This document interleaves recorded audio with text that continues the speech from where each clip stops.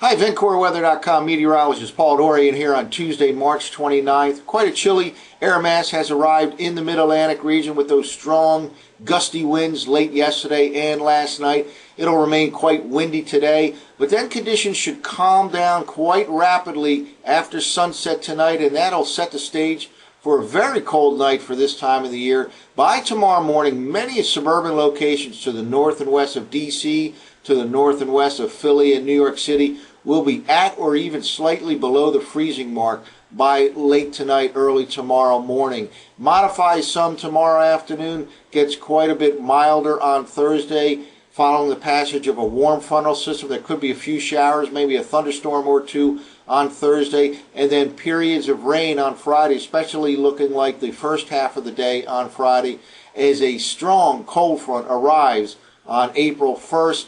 That sets the stage for a colder stretch of weather. It turns colder this weekend. High temperatures Sunday and Monday, likely to be confined to the 40s in much of the Mid-Atlantic and northeastern U.S. Again, Sunday and Monday of the early part of next week. Well, let's take a look at a few forecast maps. This is using last night's 0Z GFS model run. It's the 24-hour forecast map for this evening. Just wanted to point out how we are setting the stage for a very cold night tonight, and frost is quite likely in many areas by early tomorrow morning. High pressure will move eastward during the next 12 hours or so to a position right on top of the Mid-Atlantic region by the end of today.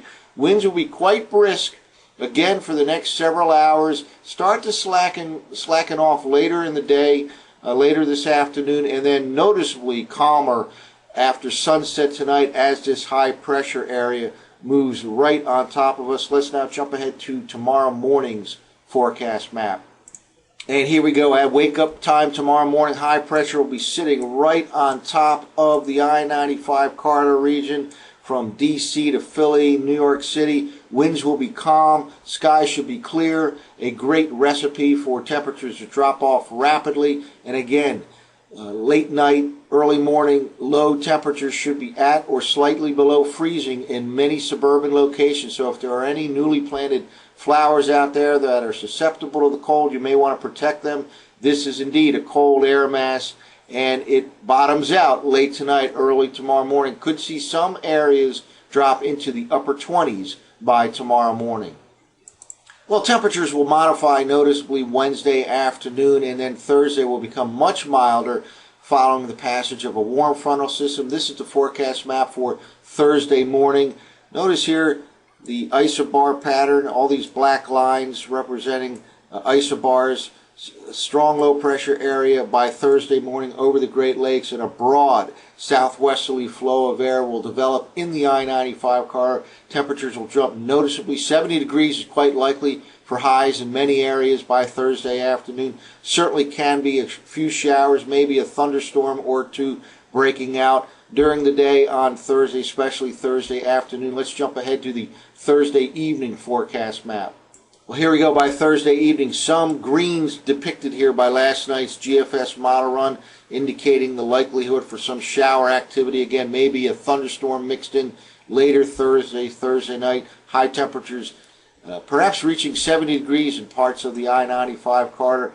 Right on the heels of the warm front, however, it will be this strong cold front developing. Let's now jump ahead to the Friday morning forecast map.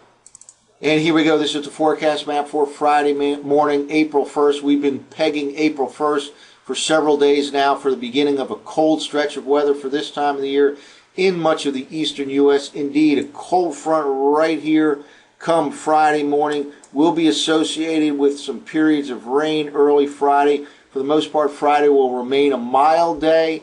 Again, some periods of rain, especially likely in the morning hours, maybe a lingering thunderstorm. But notice now the blue line starting to show up. This is the freezing line at 850 millibars early Friday, minus 10 Celsius at 850 millibars over the Great Lakes come early Friday. And this is all setting the stage for colder air to move in this weekend following the passage of a strong cold frontal system on Friday. Probably highs in the 50s on Saturday, and then the 40s, way below normal for Sunday and Monday of early next week. Well, before we wind up, just one interesting bit of information here. The European model run from last night actually has a wave of low pressure that will perhaps drop southeastward towards the I-95 corridor in the early part of next week, and cold air will be in place by that time. So indeed, this is an interesting possibility for the early part of next week.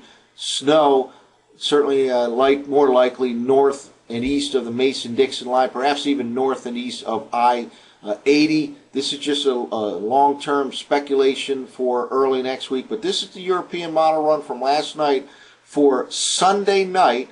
And here's low pressure area right here Sunday night. Let's now jump ahead 24 hours.